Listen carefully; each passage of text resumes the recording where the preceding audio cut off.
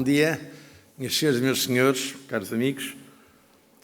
Welcome to all of you. It's indeed a pleasure to be here. A special word, of course, to my good friend António Calçada Issa, President of the Board of the Conselho de Diáspora from Portugal. Also to Miguel Pinto Luz, the Vice Mayor of Cascais, and also to Professor Cátia Batista, Vice Dean of this beautiful school, the Nova School of Business. And to all of you, dear ministers, ambassadors, experts, dear friends, it's indeed a great pleasure to be with you today. For my presentation, I'd like to focus first on some facts and then give you some of my opinions about the current developments on European-Africa relations.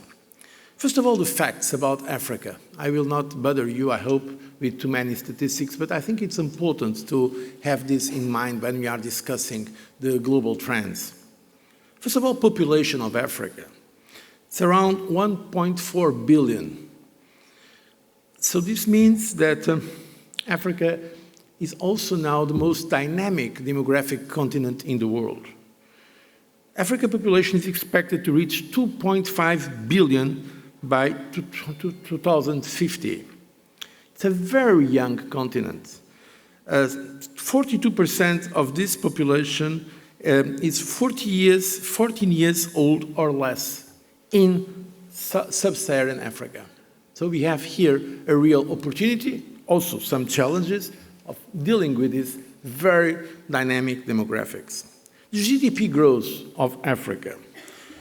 In 2021, the last year for which we feel credible statistics, it's 4.1% annual growth, according to the figures of the World Bank. So Africa is the world's second fastest growing region. Of the 10 fastest growing countries in the world, 6 are in Africa. But, and we have to be honest in this assessment, there are several buts. Even if there is this spectacular rise, there are some issues. The economic impact of the COVID-19 pandemic in Africa was very severe. It added $86 billion in Africa sustainable financing gap.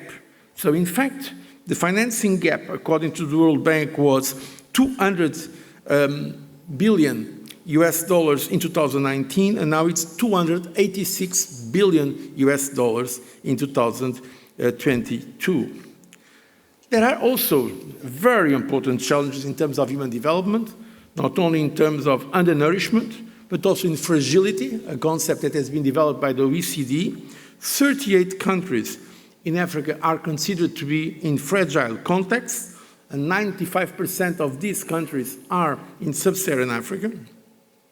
Sub-Saharan Africa is also the region of the world with the highest out-of-school population, and unfortunately, the figures are going badly. This population of out-of-school is growing, and there is also over 80% of the total employment in sub-Saharan Africa is in informal sector, and 80% of the continent's population are without social protection coverage.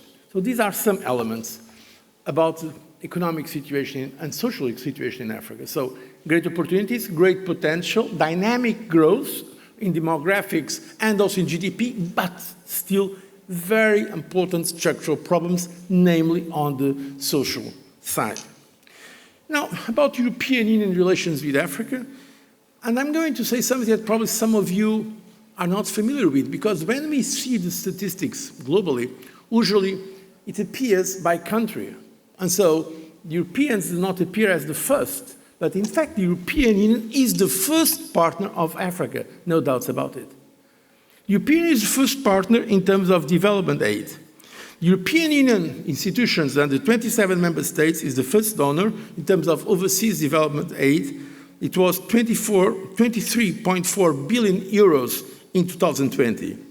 It means that 36% of the overall ODA from Europe goes to Africa. The European institutions, European Commission and European Investment Bank together, they made in 2020 a net disbursement of 8 billion euros. And the European Union has adopted recently the Global Gateway Africa-Europe investment package that is aiming at mobilizing at least 150 billion euros by 2027.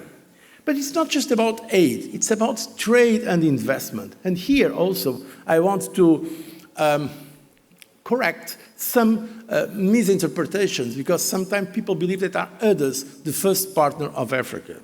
The European Union is the first investor in Africa and the first trade partner of Africa. If you look at Europe, the figures, 2017 to 2022, Europe accounted for 140 billion US dollars of greenfield flows to Africa, so new investment. These are the OECD numbers. On trade, the European Union 27 members are the biggest trading partner taken together. 31% of Africa's trade in goods is with the European Union.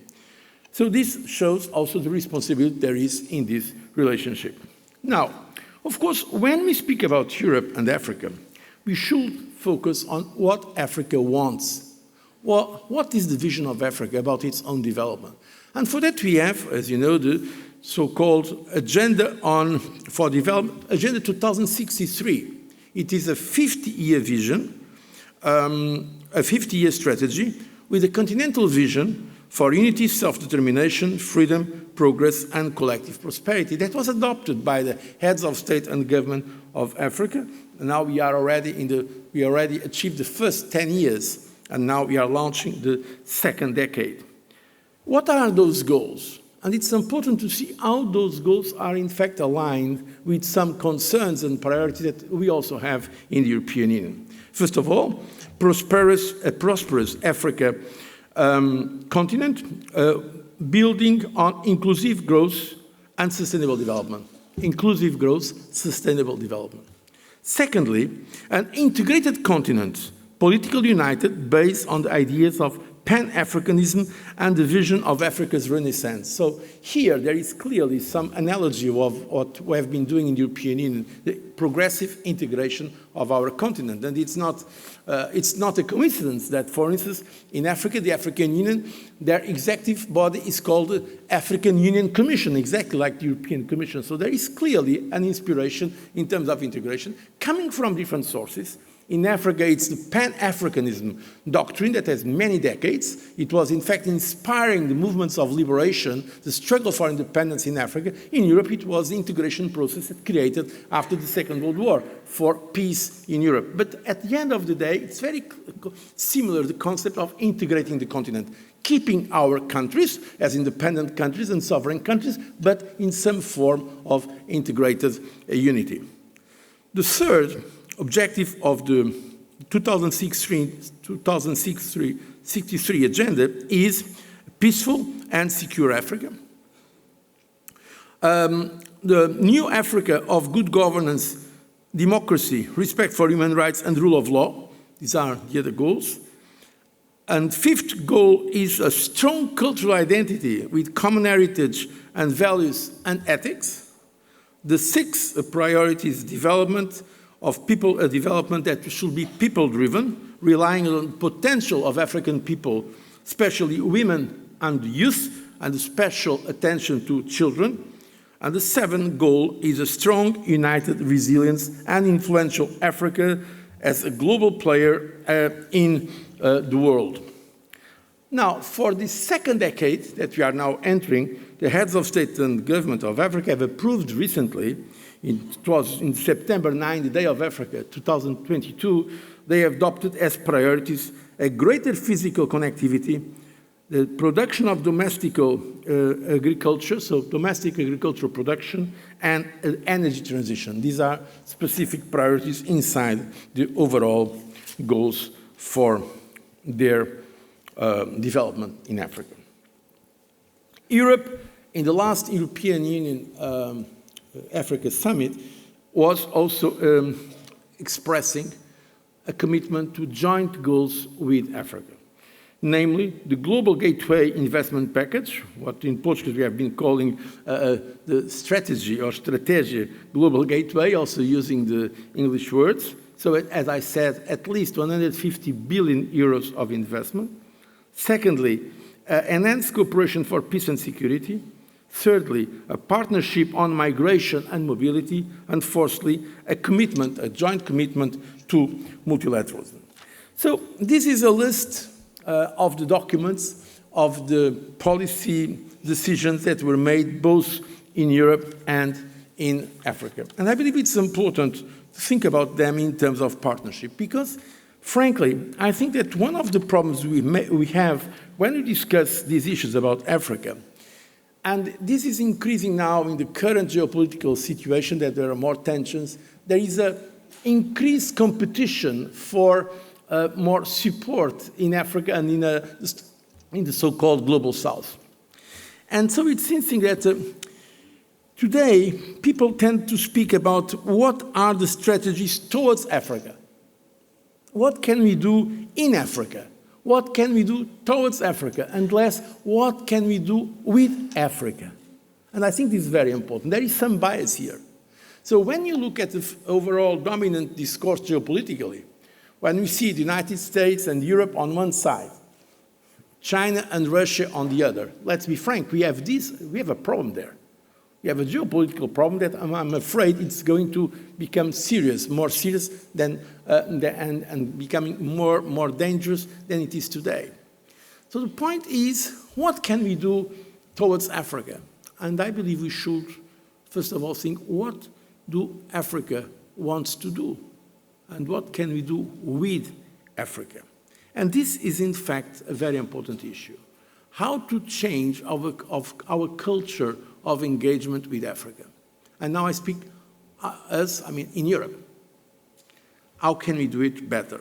Because we can do it better?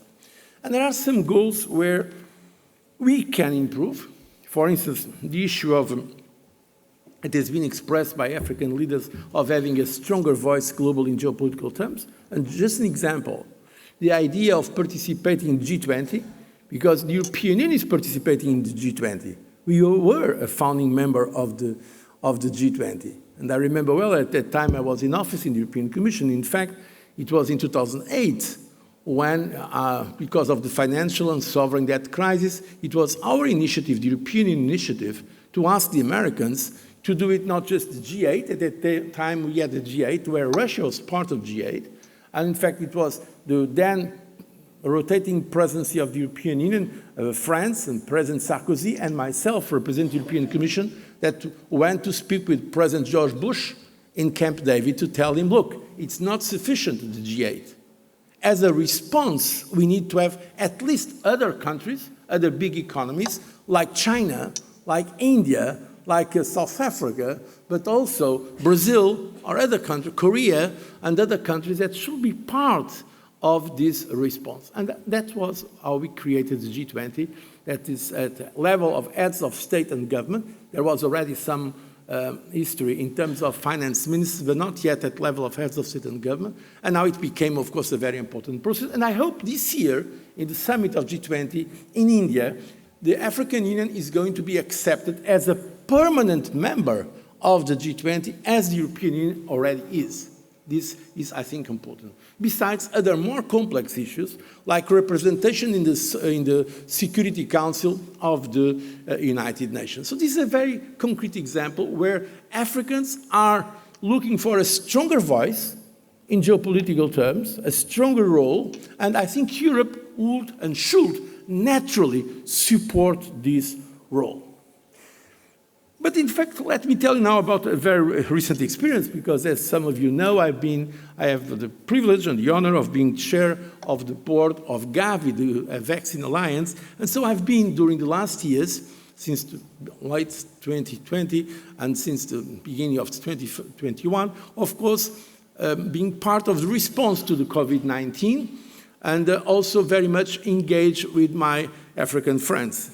And the reality is that during the pandemic, in spite of the rhetoric on equity, lower-income countries, especially in Africa, still found themselves at the back of the line for vaccines, for treatments, and other measures they needed. Gavi, the Vaccine Alliance, that, as I said, I'm the board chair, had to wait months before for the COVAX facility that was created as a response to 19 to be able to overcome vaccine hoarding, so excessive accumulation of vaccines in the richest countries of the world, and also to overcome export bans made not only by the most developed countries in the world, sometimes also other countries, because we could not have the vaccines. We were successful in raising resources. I see here my colleague from Gavi, Marianne. She was the head, and she is the head of resource mobilization at Gavi. So we had billions of dollars to buy vaccines, but we had no vaccines because the countries who had vaccines, they did not export them. That's a real problem. And so we are seeing how we can avoid this in the future. The positive news is that we are preparing for the next pandemic, and I believe it is possible to achieve greater equitable access to vaccines. This is not a dream. And the idea is, first of all, not just to be able to raise money during the pandemic, but to have it already before, what we are doing. So to have some, with innovative financing, to have some funding ready in advance. And additionally, we have seen also during that COVID-19 that there was excessive concentration of such a large proportion of global vaccine production in some countries. And now we are trying to support the movement of doing it also in Africa. There are already some experiences going on. I think they are going in the right direction. We will have very soon the capacity, in large capacity in Africa, of producing their own vaccines. And in fact, the European Union has created a facility of 1 billion euros. And this is already happening with, for instance, a very concrete example, for instance, from Germany and BioNTech in Africa countries, so that we have, next time there is a pandemic, we have more disseminated and decentralized production of vaccines in Africa. So this is a concrete example I'm highlighting. Of course, Gavi, something I very much cherish because we are so proud in Gavi. Just now we were commemorating 1 billion children vaccinated by Gavi, so many deaths were avoided. And Gavi, it was an organization, the first chairman was Nelson Mandela, and we are very much committed, especially committed to Africa, to the developing world in general, but Africa in special. And by the way, we are proud that we are going to organize our next board in Ghana. And so I know that the president of Ghana,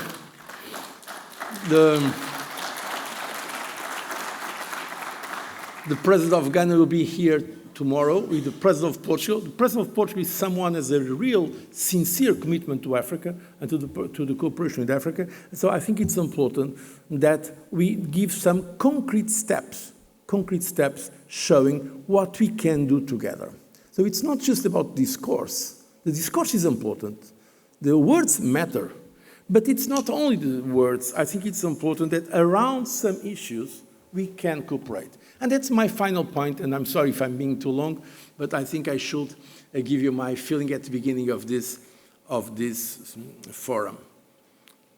In this very fragmented world that is more challenging than some years ago, because of geopolitical tensions following the aggression of Russia against Ukraine, I think there is something very concrete where Europeans and Africans can do much more together, is defend, protect, promote multilateralism. We need to keep an international order that is basically functioning. I mean, we are not naive. We know that there are those tensions and that most likely they will continue.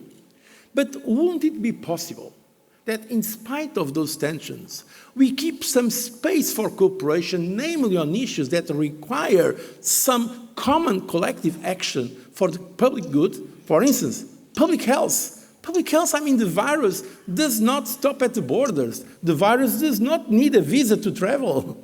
So we need to work together to keep at least a level of functionality in the international institutions like the WHO or all collective efforts to promote public health, such a priority for Africa, or to fight climate change. Climate change also, we cannot solve the problem of climate change only in Europe or only in Asia or only in Africa. That is typically the case where this cooperation is important. So we can't say to our partners and to our let's say, other members of the international community outside of Europe, outside of Africa, that we should keep this multilateral approach.